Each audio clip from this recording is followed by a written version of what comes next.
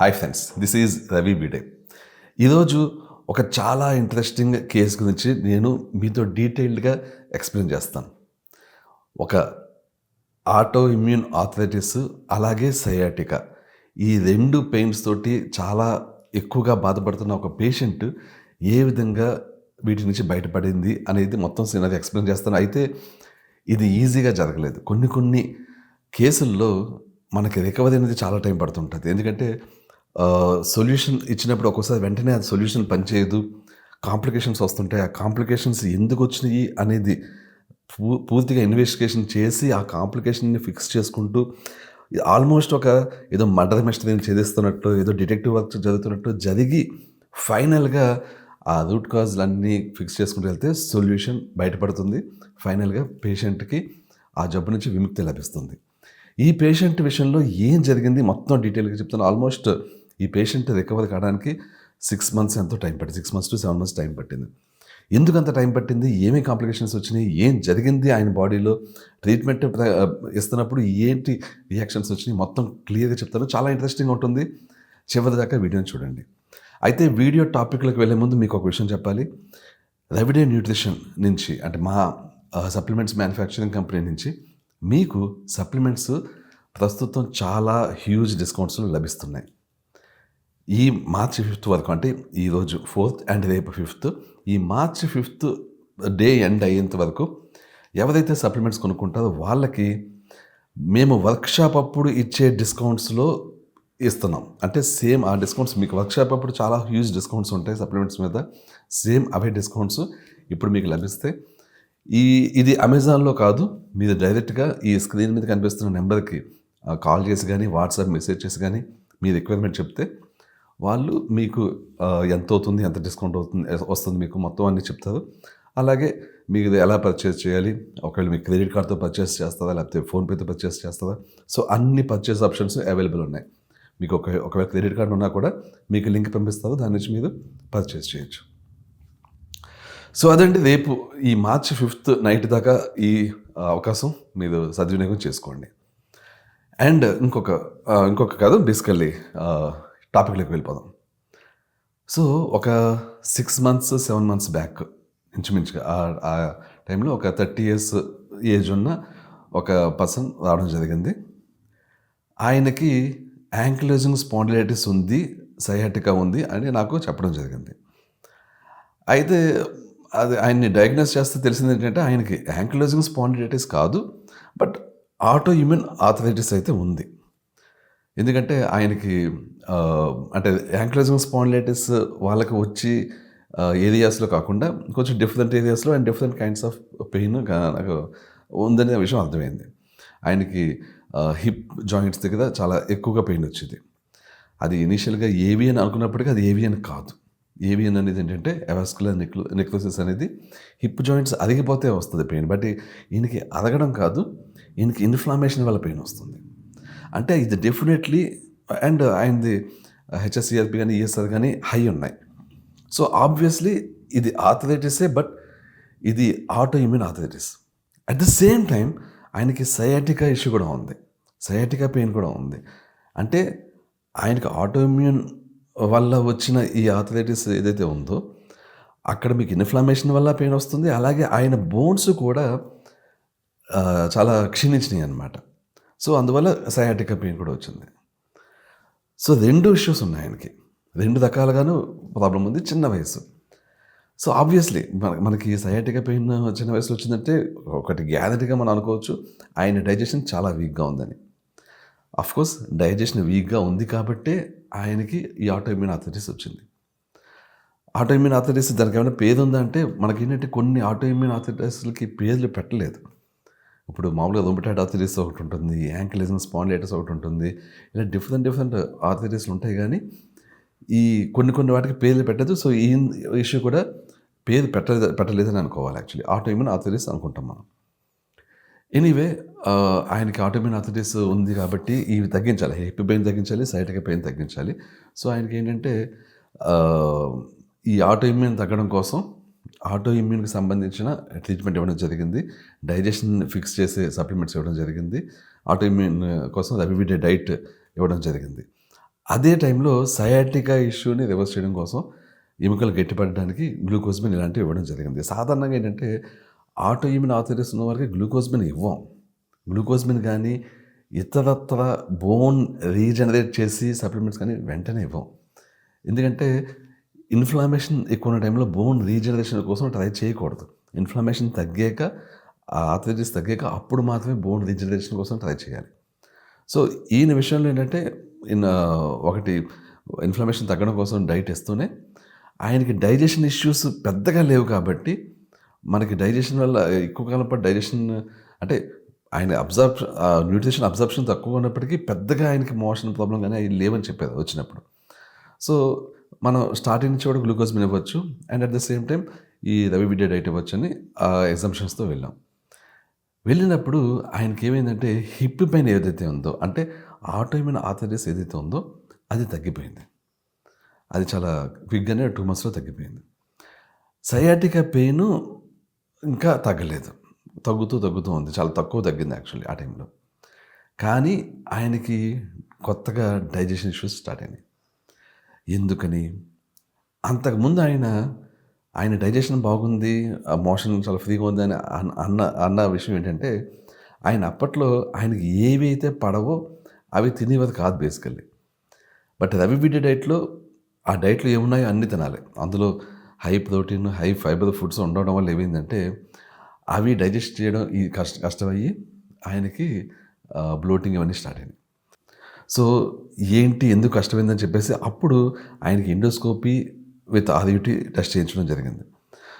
ముందు కూడా చేయించవచ్చు ఈ టెస్ట్, బట్ ఆయనకి అంతగా డైజెషన్ ఇష్యూస్ లేవు అని చాలా బలంగా చెప్పడం వల్ల ముందు ఈ టెస్ట్ చేయించలేదు. బట్ ఎప్పుడైతే డైజెషన్ ఇష్యూస్ వచ్చినాయో ఈ టెస్ట్ చేయించడం జరిగింది. అప్పుడు ఆయనకి mild antral gastritis and RUT positive, ఇది ఎండోస్కోపీలో రిజల్ట్. సో మైల్డ్గా గ్యాస్ట్రైటిస్ ఉంది, బట్ హెచ్పైలోది పాజిటివ్ ఉంది. సో ఆబ్వియస్లీ దానివల్లనే ఆయన ప్రోటీన్ని సరిగ్గా డైజెస్ట్ చేసుకోలేకపోతున్నారనే విషయం అర్థమయ్యి ఏం చేసాం, హెచ్పైలోది ట్రీట్మెంట్ ఇవ్వడం జరిగింది. అలాగే గట్ హీలింగ్ ట్రీట్మెంట్ ఇవ్వడం కూడా జరిగింది. అయితే ఈ హెచ్పైలోది ట్రీట్మెంట్లో ఏవైతే యాంటీబయాటిక్స్ ఉంటాయో అవి తీసుకుంటున్నప్పుడు ఈయనకి ఏమైందంటే స్కిన్ మీద ర్యాషెస్ రావడం, ఆయనకి ఆల్రెడీ డాండ్రఫ్ ఉంది కానీ అది ఇంకా ఎక్కువైపోయింది. చాలా హ్యూజ్ అమౌంట్లో డాండ్రఫ్ అండ్ స్కిన్ మీద చాలా మొత్తం చేతులు కాళ్ళు అంతా కూడా వైట్ కలర్ ప్యాచెస్లా వచ్చేసింది. ఇవి వచ్చేసరికి వచ్చింది. ఇప్పుడు వచ్చింది కదా, ఆయన వచ్చి ఇలా అయిపోయిందండి హెచ్పైవి ట్రీట్మెంట్ తీసుకుంటే అని చెప్పడం జరిగింది. సాధారణంగా ఈ టైంలో ఏంటంటే చాలామంది పేషెంట్స్ భయపడిపోతారు. ఏంటి ఈయన ఇచ్చిన ట్రీట్మెంట్ వల్ల నాకు చేతులంతా ఎలా అయిపోయింది, డాండ్రఫ్ వెళ్ళిపోయింది, ఈయనకి ఏం వైద్యం తెలుసు అన్న అనుమానం కూడా వస్తుంది. కానీ ఇలాంటి సమయంలోనే మీద నమ్మకం ఉంచుకోవాలి. ఎందుకంటే ఏ ట్రీట్మెంట్లో అయినా ఎస్పెషల్లీ యాంటీబయాటిక్స్ లాంటివి వాడుతున్నప్పుడు సైడ్ ఎఫెక్ట్స్ రావచ్చు. కానీ మనకి ఫైనల్ రిజల్ట్ అంటే మొత్తం కంప్లీట్ ఉపశమనం కావాలంటే ఒక్కొక్కసారి మధ్యలో ఇలాంటివి వస్తుంటాయి. వచ్చినప్పుడు ఫైండ్ అవుట్ చేసి వాటిని ఫిక్స్ చేయాలి. సో ఇందుకే ఆయనలో ఎందుకు ఇలా అయిందంటే బేసికల్లీ ఆయన హెచ్పైలో బ్యాక్టీరియా ఫిక్స్ చేయడానికి ఏవైతే యాంటీబయాటిక్స్ వాడామో అది వాడినప్పుడు హెచ్పైలోది బ్యాక్టీరియా తగ్గుతూనే at the same time small ఇంటెస్టైన్స్లో లార్జ్ ఇంటెస్టైన్స్లో ఉండి గట్ బ్యాక్టీరియా కూడా చచ్చిపోయింది మొత్తం. ఆ చచ్చిపోవడం వల్ల ఏమైంది, ఈ ఫంగస్ ఓవర్ గ్రోత్ అయిపోయింది. ఫంగస్ సడన్గా పెరిగింది. ఫంగస్ పెరగడంతో పాటు ఫంగల్ ఇన్ఫెక్షన్ వచ్చింది. ఇప్పుడు వాళ్ళ చేతుల మీద అంతా వచ్చింది ఏంటంటే ఫంగల్స్కి ఇన్ఫెక్షన్ అనమాట. సడన్గా మల్టిప్లై అయిపోయింది ఫంగస్ షార్ట్ టర్మ్లో. ఇలా మల్టిప్లై అయిపోయి ఇలా పెరిగిపోవడాన్ని ఇన్ఫెక్షన్ అంటారు. ఫంగస్ ఓవర్ గ్రోత్ వేరు, ఫంగల్ ఇన్ఫెక్షన్ వేరు. సో ఓవర్ గ్రోత్ అనేది ఇలా ఇంటెస్టైన్స్లో ఏదైతే మన ఫుడ్ ఎక్కువసేపు ఉండిపోవడం వల్ల ఓవర్ గ్రోత్ అవుతుంటుందో అలాగే ఒక్కోసారి ఏంటంటే ఇలా బ్యాక్టీరియా లేనప్పుడు ఓవర్ గ్రోత్తో పాటు ఎక్కడైతే స్కిన్ మీదకి వాటికి ఫంగస్ వస్తుందో అక్కడ అది మల్టిప్లై అయిపోయి ఫంగల్ ఇన్ఫెక్షన్ వస్తుంటుంది. సో అప్పుడు ఆయన ఇలా వచ్చినప్పుడు టెస్ట్ రిపోర్ట్స్ చూస్తే ఏమైందంటే టెస్ట్లు చేసి చూస్తే బ్లడ్ టెస్ట్లు ఆయనకి ఈఎస్ఆర్ నార్మల్గా ఉంది, హెచ్ఎస్సిఆర్పి నార్మల్గా ఉంది. ఎందుకు? అప్పటిదాకా ఆయన చేసిన డైట్ వల్ల ఆయన ఆటోఇమ్యూన్ ఆర్థరైటిస్ డౌన్ అయిపోయింది. ఇప్పుడు సడెన్‌గా మళ్ళీ ఇదొచ్చినప్పుడు మనకి ఈఎస్ఆర్, హెచ్ఎస్ఏవి పెరిగిపోవాలి కదా! నో. పెరగదు. ఎందుకు? ఎప్పుడైనా ఒకటి గుర్తుంచుకోండి. కడుపులో బ్యాక్టీరియా ఒకేసారి తగ్గిపోయి, దానివల్ల ఒకేసారి ఫంగస్ పెరిగిపోయి అప్పుడు వచ్చిన సిమ్టమ్స్ వస్తే, ఆ సందర్భాల్లో మీకు హెచ్ఎస్ఏవి, ఈఎస్ఆర్ నార్మల్‌గా ఉంటాయి. ఎందుకు? ఇది ఫంగల్ ఓవర్‌గ్రోత్ కంటే ఎక్కువ ఫంగల్ ఇన్ఫెక్షన్ అవ్వడం వల్ల. సో, అందువల్ల హెచ్ఎస్ఏవి, ఈఎస్ఆర్ నార్మల్‌గా ఉంది. ఫస్ట్ చూసిన వెంటనే కన్‌ఫ్యూజ్ అయ్యే ఛాన్స్ చాలా మందికి ఉంటుంది. ఎందుకంటే ఇంతలాగా మొత్తం ఇన్ఫెక్షన్ వచ్చింది, ఇంత ఫ్లేరప్ వచ్చింది. బట్ హెచ్ఎస్ఏవి, ఈఎస్ఆర్ నార్మల్‌గా ఉన్నాయి. చాలామంది కన్‌ఫ్యూజన్ వస్తుంది. కానీ ఇది చూసిన వెంటనే నాకు క్లియర్‌గా అర్థమైంది. బ్యాక్టీరియా మొత్తం చచ్చిపోయి దానివల్ల ఫంగల్ ఇన్ఫెక్షన్ వచ్చిందని చెప్పి. సో, ఏం చేయాలి ఆ టైంలో? ఫంగల్ ఇన్ఫెక్షన్‌కి యాంటీ ఫంగల్ మెడికేషన్ వాడాలి. గుర్తుంచుకోండి. యాంటీ ఫంగల్ సప్లిమెంట్స్ ఫంగస్ ఓవర్‌గ్రోత్ ఉన్నప్పుడు వాడాలి. ఫంగల్ ఇన్ఫెక్షన్ ఉన్నప్పుడు యాంటీ ఫంగల్ మెడికేషన్ వాడాలి. సో, అందువల్ల ఈయనకి యాంటీ ఫంగల్ మెడికేషన్ ఇవ్వడం జరిగింది. ఇచ్చిన ఒక 14 డేస్ కోర్స్ వేస్తే, ఆ 14 డేస్‌లో మొత్తం తగ్గిపోయింది అదంతా. ఇది తగ్గిపోయింది. అలాగే తల మీద ఉన్న డాండ్రఫ్ కూడా తగ్గిపోయింది. ఇప్పుడు నెక్స్ట్ స్టెప్ ఏంటి? ఎందుకంటే ఇప్పుడు ఫంగల్ ఇన్ఫెక్షన్ నుంచి బయటపడ్డారు. బట్ బ్యాక్టీరియా మళ్ళీ రీఫార్మ్ అయిందా? లోపల 14 రోజులు పెరిగిందా లేదా? బ్యాక్టీరియాని కూడా పెంచుకోవాలి. బట్ చాలా హెల్తీగా పెంచుకోవాలంటే చిన్న ప్రేగుల్లో కాకుండా పెద్ద ప్రేగుల్లోకి వెళ్ళాలి బ్యాక్టీరియా, గట్ బ్యాక్టీరియా. సో, వెళ్ళాలంటే ఏం చేయాలి? ఈ సమయంలో ఇంతకుముందు జరిగిన కేసుల్లో కొన్ని కేసుల్లో మేము చూసింది ఏంటంటే, ప్రోబయాటిక్స్ ఇస్తే కొంత వీళ్ళకి డైజెషన్ స్పీడ్ మనం బలవంతంగా పెంచినా కూడా కొన్ని కేసుల్లో ప్రోబయాటిక్స్ ఇచ్చినప్పుడు అది స్మాల్ ఇంటెస్టైన్స్‌లోకి వెళ్ళి అక్కడ వాళ్ళకి బ్లోటింగు ఇలాంటిది ఇవ్వడం జరిగింది.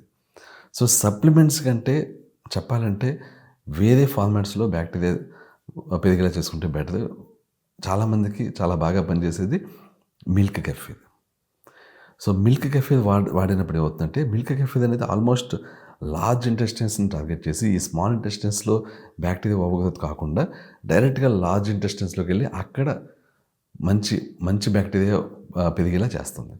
సో, అలా చేయడం ద్వారా యాంటీ ఫంగల్ మెడికేషన్ నుంచి బయటకు వస్తూనే మనం మంచి గట్ బ్యాక్టీరియాని పెంచుకుని ఆ వ్యక్తి మళ్ళీ ఈ ఫంగల్ ఇన్ఫెక్షన్ మళ్ళీ రాకుండా, ఫంగల్ ఓవర్‌గ్రోత్ కూడా లేకుండా మన రెగ్యులర్ డైజెషన్ సప్లిమెంట్స్ వాడుతూ, పుదుబెట్టేది వాడుతూ ఆ వ్యక్తి ఇప్పుడు ఆటోఇమ్యూన్ నుంచి బయటపడి, ఆటోఇమ్యూన్ ఆర్థరైటిస్ నుంచి బయటపడి డైజెషన్ కూడా బాగుండి, ఎందుకంటే హెచ్‌పైలోది లేదు, స్టమక్ హీలింగ్ కాబట్టి డైజెషన్ ఇష్యూస్ కూడా లేవు.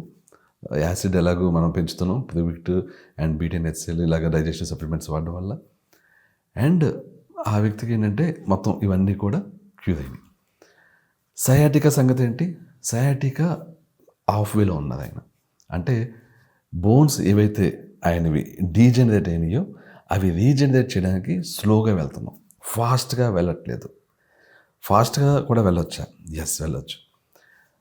ఇప్పుడు వితిన్ 2 monthsలో బోన్స్ని రీజనరేట్ చేసే సప్లిమెంట్స్ కూడా ఉన్నాయి. చెప్పాలంటే గ్రోత్ హార్మోన్ని పెంచే సప్లిమెంట్స్. అవి వితిన్ 2 monthsలో బోన్స్ని రీజనరేట్ చేసి ఆయనకి సయాటికా పెయిన్ చాలా వరకు తగ్గించేయగలదు. కానీ ఏవైతే ఉన్నాయో, ఈ గ్రోత్ హార్మోన్ పెంచేవి ఏవైతే ఉన్నాయో అవి ఫంగస్ని కూడా పెంచే ఛాన్స్ ఉంటుంది. ఈయనకి ఆల్రెడీ ఫంగస్ పెరిగి ఫంగల్ ఇన్ఫెక్షన్ వచ్చి టెండెన్సీ ఉంది కాబట్టి ఈయనకి అది వాడలేం. సో, ఈయన విషయంలో స్లోగా వెళ్ళాలి. బోన్ రీజనరేషన్ జరుగుతుంది. ఎలాగా? L arginine, glucosamine, vitamin D3, vitamin K2, collagen ఇలాంటివి తీసుకుంటూ బోన్ రీజనరేట్ చేయొచ్చు. కానీ కంగారు పడకుండా స్లోగా చేయాలి. ఈయనకి సయాటికా పెయిన్ సగం తగ్గింది, ఇంకా సగం తగ్గాల్సి ఉంటుంది. బట్ ఓవరాల్గా patient is very very happy. ఇది ఆల్మోస్ట్ 6 months టైం పట్టింది. ఎందుకు? అది స్టార్ట్ చేయడం, మధ్యలో సైడ్ ఎఫెక్ట్స్ రావడం, ఆ తర్వాత గట్ హీలింగ్ చేయాల్సి రావడం, హెచ్‌పైలోని ఫిక్స్ చేయాల్సి రావడం, తర్వాత ఫంగల్ ఇన్ఫెక్షన్ రావడం, అది ఫిక్స్ అవ్వడం, ఇలాగ టైం పట్టింది. బట్ టైం పట్టిన ఆ వ్యక్తి ఓపిక్గా అన్ని ఫేజులు ఫాలో అవుతూ ఇప్పుడు బయటపడడం జరిగింది. సో నేను చెప్పేది ఇదే. చాలామంది ఏంటంటే చాలా కంగారు ఉంటుంది, ఆత్రం ఉంటుంది. ఏంటంటే తగ్గిపోవాలి వెంటనే. వచ్చింది కాబట్టి తగ్గిపోవాలి. అంతకుముందు 10 ఏళ్ళ నుంచి ఉందా, 15 ఏళ్ళ నుంచి ఉందా, ఎన్ని స్టెరాయిడ్స్ వాడుతున్నారు, ఎన్ని మెడిసిన్స్ వాడుతున్నారు, ఏమీ లెక్క ఉండదు. వచ్చేమో నా దగ్గరికి తగ్గిపోవాలి, నెల రోజులు తగ్గిపోవాలి, లేకపోతే 2 నెలలు తగ్గిపోవాలి. కొంతమంది డైట్ ఫాలో అవ్వను, నాకు సప్లిమెంట్స్తో తగ్గిపోవాలంటారు. సంవత్సరాలు ఉన్నతో పాటు ఉన్న జబ్బులు ఒక్కోసారి ఆ 1 మంత్ 2 మంత్స్లో తగ్గకపోవచ్చండి. ఒక్కోసారి ఈ పేషెంట్లో జరిగినట్లు కొన్ని కాంప్లికేషన్స్ రావచ్చు. ఓపిక్గా అన్నీ డిస్కస్ చేసుకుంటూ, అన్నీ తెలుసుకుంటూ, ఫిక్స్ చేసుకుంటూ వెళ్తే అన్ని జబ్బులు ఫిక్స్ అవుతాయండి. ఈ ఓపిక అనేది ఉండాలి. అలాగే కొంతమంది వచ్చినప్పుడు వాళ్ళు 15, 20 మెడిసిన్స్ వాడుతుంటారు. మెడిసిన్స్, సప్లిమెంట్స్ కాదు, 15, 20 మెడిసిన్స్, పెద్ద లిస్ట్ ఉంటుంది. వాళ్ళకి చాలా టైం టేకింగ్ ట్రీట్మెంట్ ఉంటుంది వాళ్ళకి. మెల్లిగా వాళ్ళ డైజెషన్ ఫిక్స్ చేస్తూ, మెల్లిగా వాళ్ళకి ఒక్కొక్క మెడిసిన్ తగ్గించుకుంటూ వెళ్ళాల్సి ఉంటుంది. డయాబెటీస్ ఉందా, డయాబెటీస్ మెడిసిన్ స్లోగా తగ్గించుకోవాలి. బీపీ మెడిసిన్ స్లోగా తగ్గించుకోవాలి. అట్ సేమ్ వాళ్ళకి ఆటోఇమ్యూన్ కూడా ఉంటుంటుంది. ఆటోఇమ్యూన్ మెల్లిగా తగ్గించుకుంటూ వెళ్ళాలి. సో ఇది టైం టేకింగ్ ప్రాసెస్. ఫస్ట్ రావడంతోనే మొత్తం సప్లిమెంట్స్ ఇవ్వాలి, డైట్ ఇవ్వాలి, వీటితో నాకు తగ్గిపోవాలి, ఒకసారి మెడిసిన్స్ అని ఆపేయాలి. అలాగా ఉండదండి. ఎంత ఎక్కువ మెడిసిన్స్ వాడుతున్నామో, ఎంత కాలం నుంచి జబ్బు ఉందో దాన్ని బట్టే కొంచెం ట్రీట్మెంట్ ఒక్కోసారి టైం పడుతుంటుంది. మధ్యలో కాంప్లికేషన్స్ రావచ్చు. మీరు కాంప్లికేషన్స్ వచ్చినాయి కదా అని చెప్పేసి మానేస్తే ట్రీట్మెంట్ అక్కడితో ఇంకా అంతే అండి. మీకు టోటల్ ట్రీట్మెంట్ దొరకనప్పుడు మీ సమస్య తగ్గదు. సో జస్ట్ మీకు అవేర్నెస్ కల్పించడం కోసం, అలాగే ఇలాగ జరుగుతుంటుంది. కొన్ని కేసుల్లో కొంచెం టైం ఎక్కువ పడుతుంటుంది, కానీ ఓపికగా ఉండాలి. ఒక్కోసారి మధ్యలో అనుకోని సిమ్టమ్స్ వస్తుంటే అర్థం చేసుకోవాలి అండ్ తెలుసుకోవాలి అనేది మీకు తెలియజేయడం కోసమే ఈ వీడియో చేస్తున్నాను. Anyway, thank you so much. I will catch you soon. Bye.